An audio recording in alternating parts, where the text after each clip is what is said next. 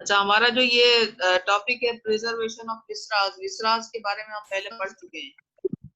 We have already taken a class previously. हमारी जो presentation के ऊपर क्लास होती थी हाल में, तो हम प्रिजर्वेशन ऑफ जो है वो विसराज के बारे में पढ़ चुके हैं, लेकिन हम अभी दोबारा रीस्टार्ट करते हैं क्योंकि ये टॉपिक जो है वो इम्पोर्टेंट भी है और हमारा जो है ये वीक 10 के अंदर हमारे पास यही टॉपिक है। वो सर्कमस्टेंसेस कौन से होते हैं कि जब ये जरूरत महसूस होती है कि विसराज, अच्छा पहले विसराज मैं आपको एक्सप्लेन कर दूं। विसराज वो तमाम बॉडी के पार्ट्स कहलाते हैं जो अंदर से यानी कि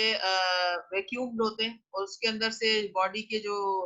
क्या कहेंगे फ्लूइड्स, बॉडी फ्लूइड्स उसमें से जो है पास ऑन होते हैं। जिसके अंदर देखें हमारे पास बहुत सारी चीजें आ जाती हैं,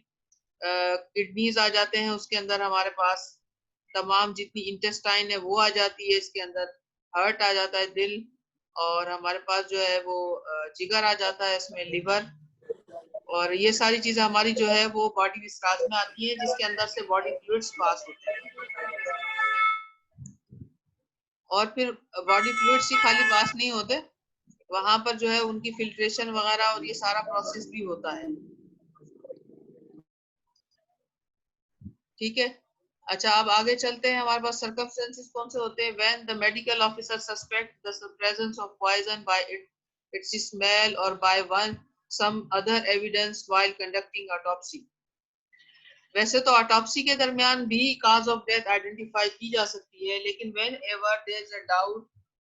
that some poison has been administered, यानी कोई पॉइजन वगैरह या कोई जहरीली चीज कोई खिलाई गई है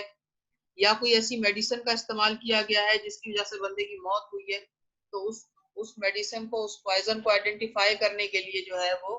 विसराज को प्रिजर्व करके केमिकल एनालिसिस के लिए भेजा जाता है।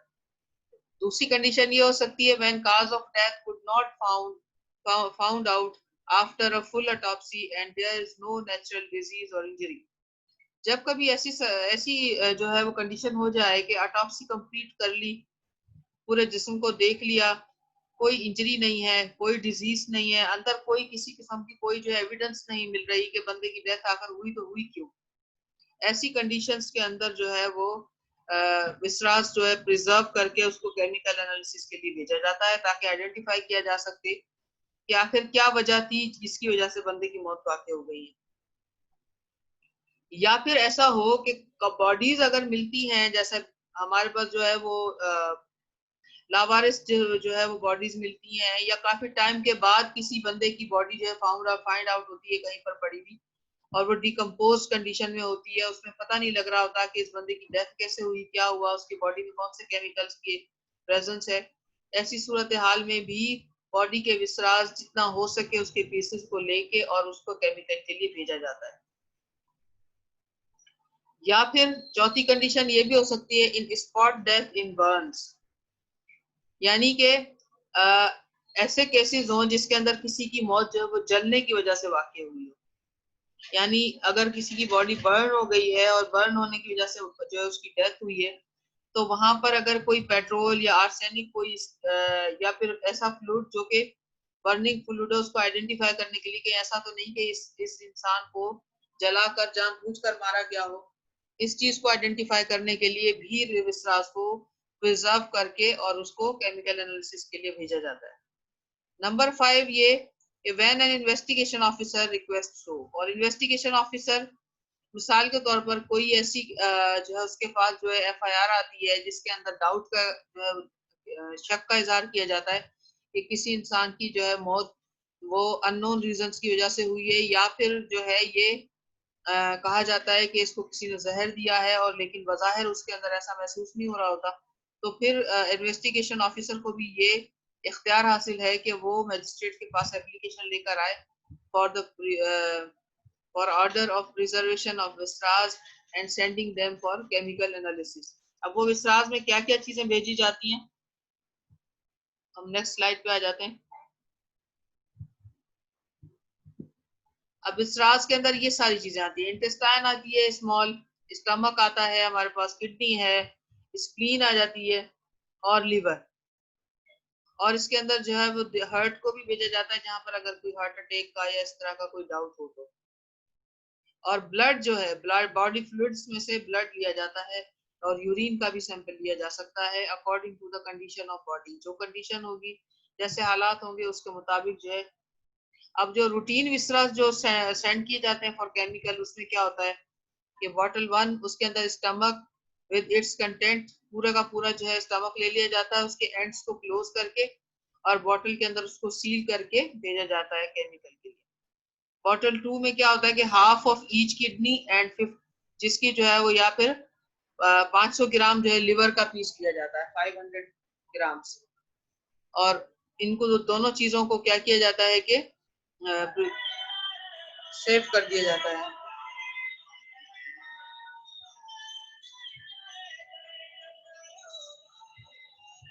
ओके। अच्छा, वो थर्ड बॉटल जो है हमारी, उसमें ब्लड का सैंपल होगा। It should be minimum 10 ml। और बॉटल जो हमारे पास 4 होगी, उसके अंदर प्रिजर्वेटिव्स होंगे, एक्ट एज ए कंट्रोल, यानी वो जिनका काम ये, उन प्रिजर्वेटिव्स को इनके अंदर डाला जाएगा। ये जितनी बॉटल्स बनाई जाएंगी सैंपल की, वैसे इससे ज्यादा भी बॉटल्स ली जा सकती हैं according to the condition of body.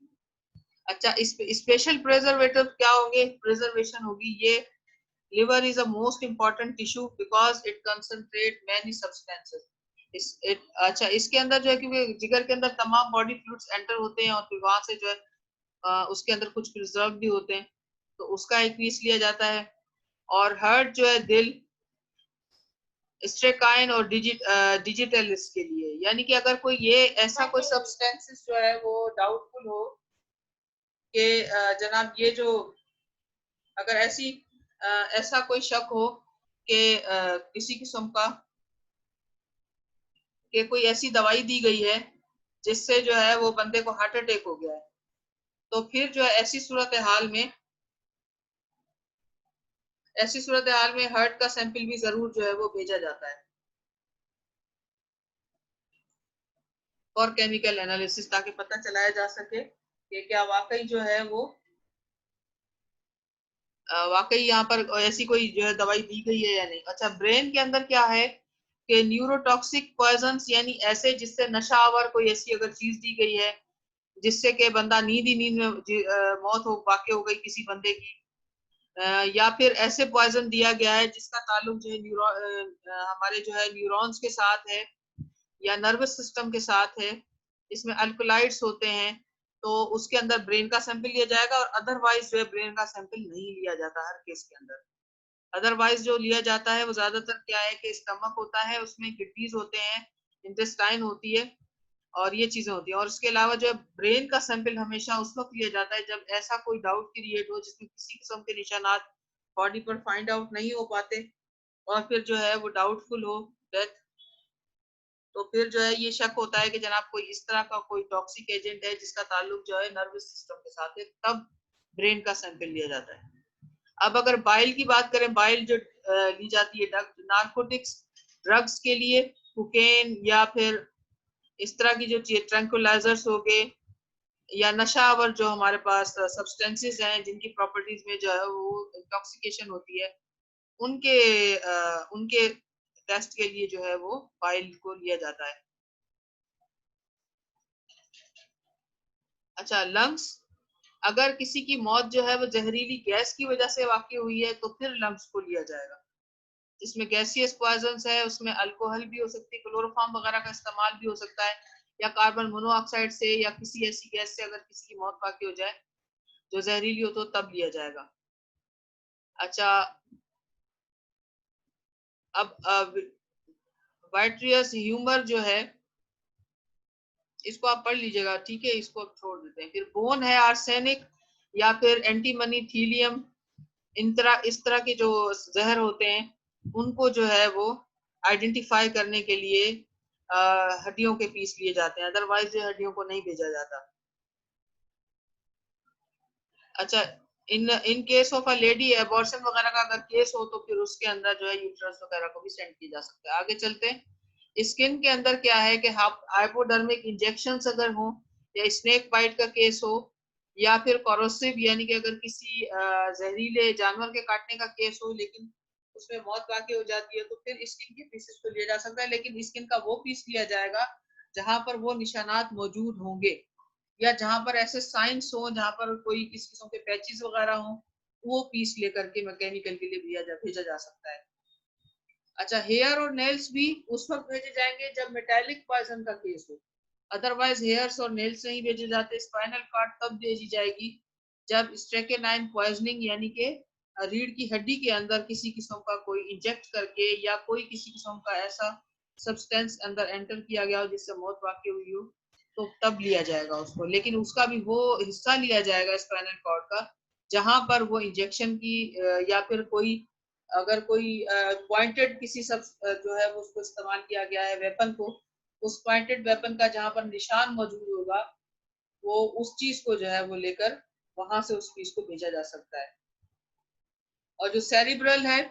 Cerebral हमारे गर्दन के और गर्दन के हिस्से को कहा जाता है जो कि हमारे सर को और हमारी जो बॉडी जो हमारा जिस्म का बाकी हिस्सा है, धड़ है, उसके दरमियान का हिस्सा होता है, उसको सेरिब्रल पार्ट भी कहा जाता है। उसको अल्कोहल और इंटॉक्सिकेशन के केसेस में वहां से 10 मिलीग्राम सब्सटेंस वो भी एक वर्टिब्रल कॉलम का ही हिस्सा होता है, लेकिन उसको हम सेरिब्रल पार्ट कहते हैं। इंटरनली जो बोन मेरो है उसका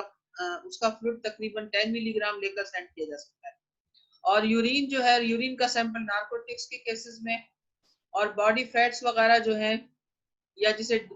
जो है चर्बी भी हम कहते हैं आम जबान में, उसको लिया जाएगा अगर कोई डीडीटी ऑर्गेनोक्लोरीन या एंड्राइन या इस तरह की जो अगर कोई जहरीली चीज के इस्तेमाल से मौत वाकई होगी तब। और मसल्स को तब लिया जाएगा जब पूरा जिस्म अंदर से जो है पटरफेक्शन का शिकार हो चुका होगा, या दूसरे लफ्जों में हम कहें कि अगर बॉडी जो है डिकम्पोज हो चुकी है, तो तब मसल्स के पार्ट्स लिए जा सकते हैं, अदरवाइज मसल्स नहीं लिए जाते। अच्छा, अब जो कलेक्शन होगी उसके अंदर यह है कि जो ब्लड सैंपल है वो कितना होना चाहिए और बाकी चीजें कितनी कितनी होनी चाहिए। तो ब्लड सैंपल जो है एटलीस्ट 10 मिलीग्राम और सॉरी मिलीलीटर होना चाहिए, कलेक्टेड इन अ बॉटल। अच्छा, प्रेफरेबली एक तो इंटरनेट जो है डिस्कनेक्ट हो गया हमारा। अच्छा, peripheral sites such as neck, arm, leg, also from subclavian vessels, यानी ये उस तरह की यानी उन उन जो है वेन्स या आर्टरीज में से लिया जाएगा जो कि थोड़ी जैसे हमारी गर्दन की हो गई या टांगों की या आर्म्स की हो गई, वहां से जगह इंजेक्शन के लिए जो आमतौर पर यूज होती है, वहां से जो है ब्लड सैंपल लिया जाएगा। और जो CSF है, सेरिब्रल जो सब्सटेंस है, वो लिया जाएगा फ्रॉम सिस्टर्नल पंक्चर, यानी जो ब्रेन के करीब वाला जो बिल्कुल हिस्सा है, वहां से जो है वो पंक्चर के जरिए यानी एक इंजेक्शन के जरिए या लेटरल वेंट्रिकल के जरिए, यानी हम यूं कह सकते हैं कि वहां से कट लगाकर भी लिया जा सकता है और बाय इंजेक्शन भी लिया जा सकता है। और जो बोन मेरो है वो जो है लिया जाएगा बिल्कुल लोअर जो बॉडी पार्ट है, जो वर्टिब्रा का जो हिस्सा जो है हमारी टांगों के बिल्कुल करीब वाला होगा, फीमर या इलियम जिसे हम कहते हैं, ये स्टर्नम, ये वहां के एरिया को कहा जाता है जो बिल्कुल लोअर पार्ट है बॉडी का, वहां से बोन मेरो को कलेक्ट किया जाएगा। अच्छा, जो यूरिन है वो पंक्चर्स जो नेचुरल होते हैं वहां से कलेक्ट किया जा सकता है, और या फिर जो है वो मसाने से लिया जा सकता है। मसल्स की अगर बात करें तो स्पेशली थाई मसल्स लिए जाते हैं for chemical analysis.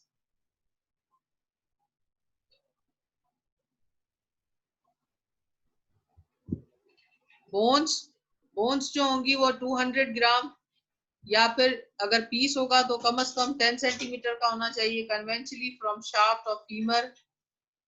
Till mid shaft, यानी कि ये जो हमारी जो बोन होती है, हम इसको फीमर कहते हैं, ये हमारे हाथ का जो हिस्सा है, जिसे कलाई से नीचे वाला हिस्सा जो है, यानी हाथ के और जो हमारी कोहनी है इसके दरमियान का जो हिस्सा है। और नेल्स जो है remove from their nail bed, ये तो पूरा नाखून जो है वो तकरीबन निकाला जा सकता है। स्किन का वो पीस जो 2.5 सेंटीमीटर होगा from affected area in case of corrosive poisoning, and control is also preserved from opposite side of the body. यानी मिसाल के तौर पर एक तो वो अफेक्टेड एरिया होगा, एक वहां से पीस ले लिया जाएगा, दूसरा पीस वहां लिया जाए, वहां से लिया जाएगा जहां पर ऐसा कोई निशान ना हो, ताकि दोनों को कंपेयर किया जा सके। अच्छा, अब यहां तक समझ में आ गया आप लोगों को?